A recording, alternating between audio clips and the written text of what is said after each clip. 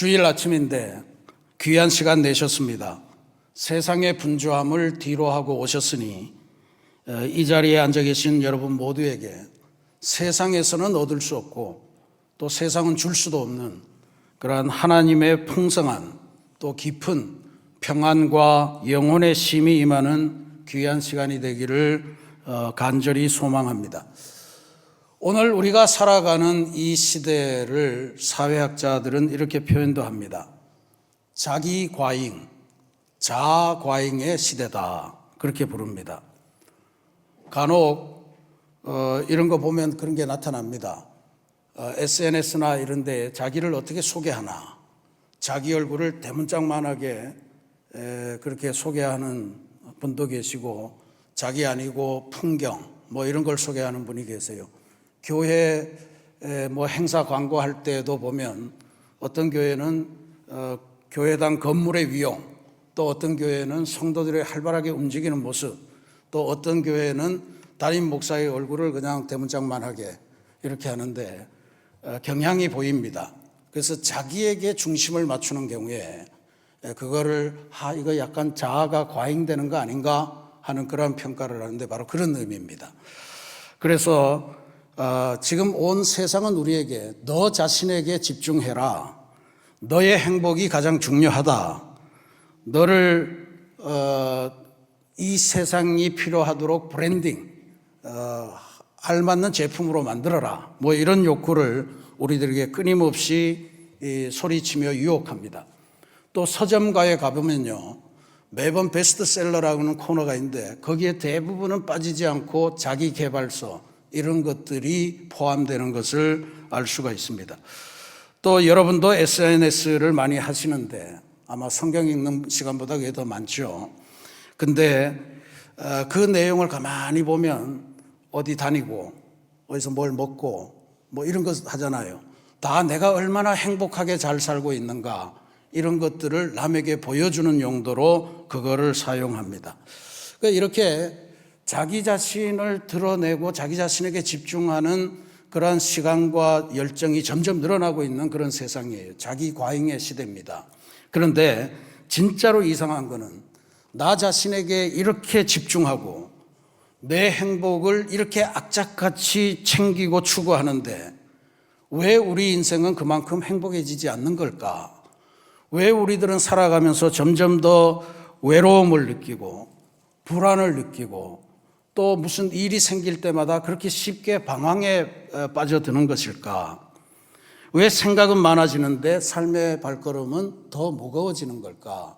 이게 우리가 살면서 느끼는 고민이고 신기한 현상입니다. 자기를 점점 더 집중해서 보는데도 인생이 좋아지지 않는 것, 이것을 아주 잘 설명해 주는 유명한 시가 하나 있습니다. 19세기 영국의 시인인데 캐서린 크레스터라고 하는 시인이 진해의 딜레마라고 하는 진해의 고충? 뭐 이렇게 번역할 수 있는 시를 발표를 했습니다.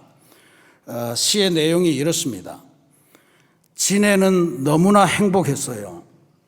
두꺼비가 장난으로 이렇게 말하기 전까지는요. 진해야 진해야 어느 발 다음에 어느 발을 내딛는 거니. 진해는 자기도 너무 궁금해서 궁리하게 됐어요. 그러다 도랑에 빠지고 말았어요. 어떻게 걸어야 할지 몰라 발이 그만 꼬여버렸거든요. 자기 발을 굳이 보지 않아도 너무 잘 다니고 너무 목표를 향해서 잘 갈 수 있었는데 어느 날 너는 도대체 어느 발부터 움직이냐 하는 질문을 받고 나서 한 번도 생각해 본 적이 없는 질문인데 그 질문을 받아보고 나서는 자기 발을 보기 시작했다는 거죠. 어느 발이 먼저 움직이나, 또 이 발 움직일 때 다른 어느 발은 쉬고 있나, 뭐 이런 것들을 계속해서 유심히 쳐다보는 사이에 그만 자기 발이 꼬여서 도랑에 빠지고 말았다라고 하는 그러한 내용의 시입니다. 그냥 단순한 시라기보다는 우리 인생을 후벼 파주는 그런 의미 있는 이야기다, 그렇게 봅니다. 자기가 가야 될 길을 잘 가고 있었는데 그 길을 자기 다리를 보느라고 길은 보지 않고 자기 다리만 보면서 내 24번째 다리는 언제 움직이나, 그 24번째가 움직일 때 48번째 다리는 또 어떻게 하고 있을까, 뭐 이런 거를 그냥 보는 거예요. 너무나도 자연스럽게 움직이고 있었는데 이게 자기의 다리에 집중하다 보니 이거를 그렇게 비유할 수 있을 거예요. 과도한 자기의식, 자아의 과잉, 이것이 오히려 자연스러운 행진, 자연스러운 전진을 방해하게 되더라, 마비시키더라 라고 하는 이야기입니다. 지네처럼 우리도 그렇게 살아가지는 않을까요? 목표를 가지고 잘 살면 되는데 나는 과연 잘하고 있는 걸까? 남들이 볼 때 나는 어떨까? 내 행복은 어디에 있을까? 끊임없이 나 하면서 자기만을 들여다보면서 살아가면 행복이 올 줄 알았는데 그게 그렇게 되지 않더란 이야기죠. 매일같이 뭘 먹을까, 뭘 입을까, 무엇을 위해서 살까, 뭐 이런 것들을 생각하다 보니 어느새 가야 될 방향은 놓쳐버리고 스스로가 수렁에 빠지고 침잠하고 그런 인생이 되더라라고 하는 이야기입니다. 열심히 생각하고 열심히 살려고 애쓰는데, 그런데 인생이 애쓰는 만큼 행복해지지 않는 그러한 것을 빗댄 그러한 시다, 이렇게 볼 수 있습니다. 오늘 우리가 봉독한 하나님의 말씀은 우리 현대인들이 갇혀있는 이 자기 과잉의 어떤 감옥 같은 이 현실에서 우리들이 걸어 나올 수 있는, 해방될 수 있는 어떤 영적인 탈출구, 비결을 제시한다. 저는 그렇게 믿고 이 말씀을 전합니다. 그게 뭐냐 하면 바로 calling, 부르심이라고 하는 내용입니다. 한문에서는 소명이라고 그렇게 이야기합니다. 우리가 사람이 갖고 있는 생명을 다양한 명으로 그렇게 표현을 하죠. 운명, 숙명, 사명, 뭐 이런 다양한 단어가 있습니다만 우리 기독교에서 가장 핵심적으로 삼는 인생의 핵심은 소명입니다. 이 소명이라고 하는 거, 콜링이라고 하는 거가 누군가 나를 불렀다라고 하는 의식이거든요. 누군가 나를 불렀는데 부른 이의, 그 콜러, 부른 이의 뜻에 맞게 우리가 한 걸음 한 걸음 나아가는 것, 그게 이제 의미 있는 인생이 되고 주님이 기뻐하시는 인생이다, 이렇게 이야기를 하는 거예요. 하나님이 우리를 부르셨다라고 하는 게 소명인데, 하나님께서는 예수님을 세상에 보내시고 예수님을 통해서 하나님의 꿈을 우리들에게 펼쳐주셨습니다. 그게 오늘 이 마태복음에서 우리가 봉독한 예수님의 삶이 뭘 위해서 있었나, 어떤 일을 하셨나, 이런 걸 보여주잖아요. 핵심적으로 한마디로 요약하면 하나님 나라입니다. 이 하나님 나라의 원대한 비전을 이루기 위한 파트너로 우리들을 부르셨다라고 하는 게 기독교인의 삶의 핵심되는 내용입니다. 그래서 오늘 이 아침에 혹시라도 우리 인생에 꼬여버린 다리 때문에 고통당하고 계신 분이 계시다면 우리 인생을 다시 하나님께서 기뻐하시는 넓은 세상으로, 의미 있는 세상으로 나아가게 하시는 하나님의 부르심, 이 소명으로 우리들이 한번 찾아가 보는 시간을 갖도록 하겠습니다. 첫째로 소명이라고 하는 것은 이 땅을 지배하고 이 땅에서 만연해 있는 어떤 욕망의 고리, 그 다음에 갈등하는 고리, 이런 질서에 순응하던 삶을 이제는 멈추고 우리 예수님께서 세우고자 하셨던 하나님 나라의 비전을 향해서 우리의 눈을 돌리는 것부터 시작이 됩니다. 오늘 본문 35절은 예수님께서 살아서 하셨던 일들을 아주 잘 요약해요. 이렇게 되어 있습니다. 예수께서 모든 도시와 마을에 두루 다니사 그들의 회당에서 가르치시며 천국 복음을 전파하시며 모든 병과 모든 약한 것을 고치시니라 그랬습니다. 주님은 내 욕심을 위해서 그렇게 사신 것이 아니고 세상의 어려움, 세상의 아픔, 그것을 해결하기 위해서 말씀도 가르치고 복음도 전파하고 또 친히 기적도 베푸셨다, 이런 이야기입니다. 예수님이 살던 당시의 유대 사회는 로마 제국의 식민지였습니다. 식민지라고 하는 것은 지배하는 나라가 모든 걸 다 가져갈 수 있는 거죠. 그래서 로마 제국이 유대의 좋은 것들을 다 빼앗아 갔습니다. 그런데다가 유대의 사람들은 그 또 유대교라고 하는 엄격한 율법, 이 율법주의 사회에서 또 이중으로 착취를 당하고 멸시당하고 그렇게 살았던 것이 사실이었습니다. 강자는 어느 정도 대접을 받지만 약자는 버림받고 무시당하고 쓰레기처럼 버려지는 그런 세상이었습니다. 그런 세상을 살아가는 사람들을 마태가 예수님의 눈으로 이렇게 표현을 해요. 목자 없는 양과 같이 고생하며 기진에 있었다. 목자 없는 양과 같이 고생하며 기진했다는 것은 배가 아사 직전이고 그렇게 해서 쓰러질 지경이었다. 이제 이런 이야기입니다. 예수님은 이 세상을 어차피 세상은 그런 거야. 강자들이 독식하게 돼 있고 약자들은 고생하면서 사는 거야. 이렇게 순응하지 않으셨습니다. 예수님은 하나님 나라의 꿈을 꾸셨고 그 하나님 나라를 이루기 위해서 구체적으로 실천을 하나하나 해가셨던 것이 예수님의 삶이었습니다. 그래서 유대 사회가 흘러가는 방식에 맞서서 하나님 나라라는 완전한 새로운 세상의 질서를 선포하셨던 겁니다. 그 나라가 어떤 나라냐? 아픈 사람은 고침을 받고 가난한 사람은 위로와 평안을 얻으며 깨어진 관계는 회복되고 세상에서 소외된 자들이 하나님 나라 잔치상의 주인공이 되는 세상이다. 그걸 선포를 하셨던 거예요. 우리의 소명은 바로 이 예수님의 비전, 예수님의 소원에 응답하는 그러한 것으로부터 출발됩니다. 세상은 원래 그래. 약육강식이야. 이기적이지 않으면 살아남을 수가 없어.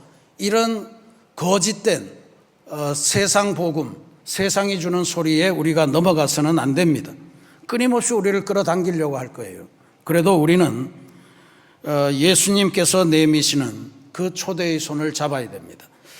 나 하나의 성공과 생존을 위해서 안달복달하던 이기적인 인생과는 이제 좀 접어두고 이 땅에 하나님의 샬롬, 공의와 평화를 심는 거대한 역사적인 비전을 위해 새로운 길을 가자고 주님이 초대하시는데 그 초대에 응하는 것, 이게 우리 인생의 목적에 제일 중요한 겁니다. 두 번째로 소명이라고 하는 것은 그러면 이런 하나님 나라를 일구기 위해서 하나님 보시기에 너는 이런 재주가 있구나, 너는 이런 실력이 있구나, 너 이만한 돈이 있구나, 너 자격이 있구나, 이렇게 해서 부르시는 게 아니라는 것을 기억하는 게 중요합니다.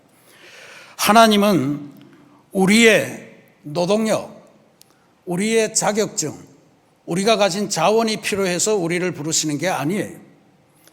하나님은 다만 우리의 존재 자체를 귀하게 여기고 내가 너를 불러 지명했으니 너는 내 것이라, 내가 너를 창조했는데 내가 어찌 너를 안 돌보겠느냐 하는 마음으로 우리를 불러서 하나님의 사람으로 세우시는 것, 이게 소명의 첫 번째 단계입니다. 이게 대단히 중요해요. 소명이라고 하는 아주 기독교 세계에서는 고전이라고 할 수 있는 그런 명제를 쓰신 분이 계십니다.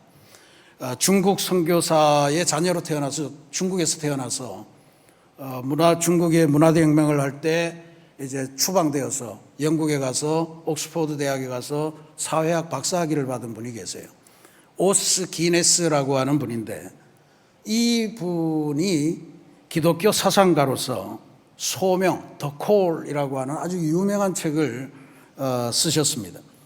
거기 그 책에서 소명, 부르심이란 도대체 무엇이냐 두 가지로 나눈다 그렇게 정의했습니다. 제가 인용합니다. 우리의 1차적인 소명은 어떤 일이나 장소로의 부름이 아니라 하나님에게로의 부름이다. 그리고 2차적인 소명은 우리가 처한 모든 곳에서 모든 직업을 통해서 하나님의 뜻에 맞게 생각하고 행동하는 것이다. 그러니까 소명이라는 게 한 덩어리 같지만 사실 두 개로 나눈다는 거죠. 첫 번째가 제가 지금 설명드린 그 내용입니다. 나를 창조하신 하나님께서 너 나와 함께 갈래?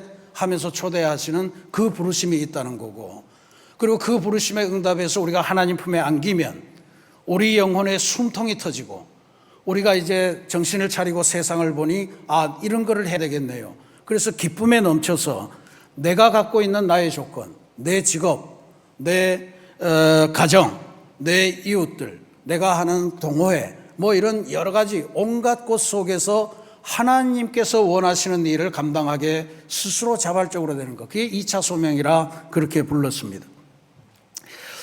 이 소명에 대한 규정이 우리들에게 참 큰 위로가 됩니다. 왜냐하면 하나님이 우리를 부르실 때 너 이만한 수준이 됐구나, 너 이런 거를 이루었구나 하는 거를 평가하는 게 아니라는 이야기예요. 너 지금 있는 모습 그대로 괜찮으니 나한테로 와, 나와 더불어 새로운 일을 하자꾸나 하면서 부르는 그 이야기입니다. 우리가 이룬 업적보다는 우리 자체, 존재 자체를 귀하게 여기시고 우리를 하나님의 사람으로 삼으시겠다고 초대하는 것, 그게 하나님께서 우리에게 주시는 소명의 내용입니다. 그래서 이 소명을 우리가 잘 감당하면 우리의 인생이 새로워진다라고 하는 거죠.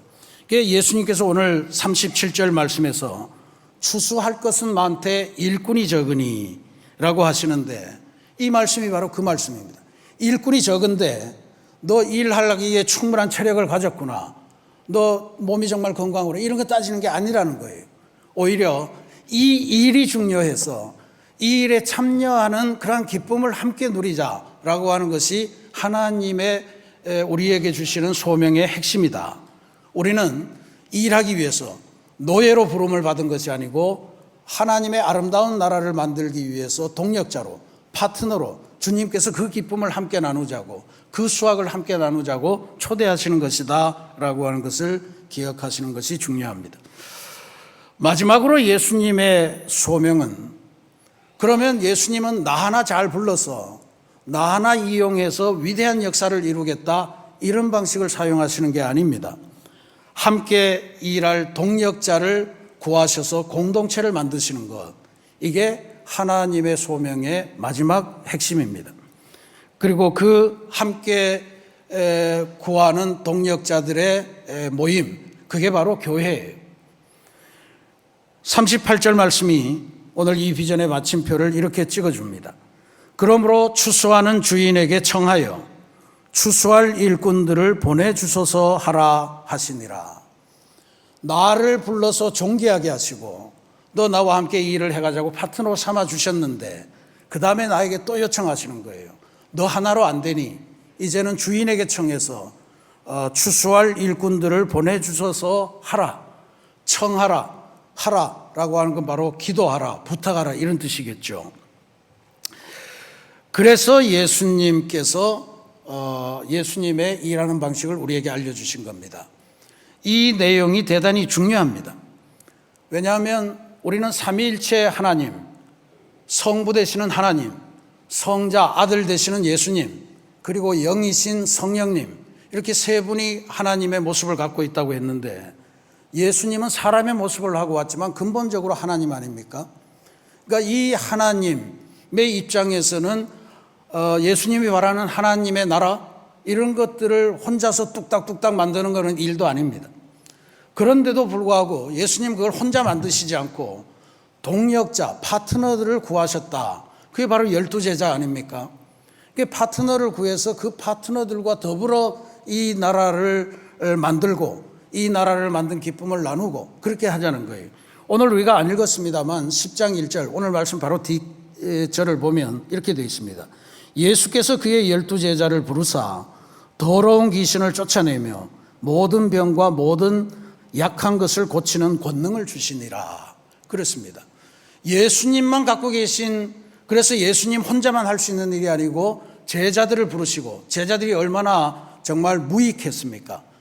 전혀 가지고 있는 것이 없었는데 그이들에게도 예수님이 갖고 계신 그 권능, 귀신을 쫓아내고 또 병과 약한 것을 고치는 파워를 함께 주셨다, 이런 이야기예요.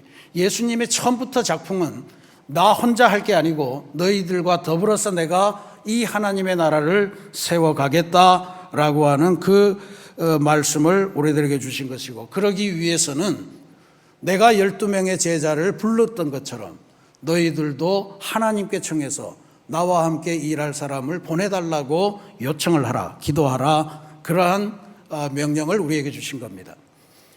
자기 과잉, 자아 과잉에 빠진 사람이 겪게 되는 치명적인 약점이나 함정이 있습니다. 그건 바로 내가 이 세상 살면서 누구도 믿지 못하겠어, 내 문제는 내가 알아서 해야 돼 하면서 혼자 그 문제와 씨름하고 그렇게 하면서 살아가는 아주 지독한 폐쇄적인 개인주의입니다. 이건 어렵죠. 더불어서 가면 쉽게 갈 수 있는 일을 혼자 그 짐을 다 지고 갑니다. 약간 살짝 다르게 그 문제가 어떻게 변형될 수 있냐면 나 아니면 이 일을 못해 라고 하는 생각에 빠지게도 됩니다.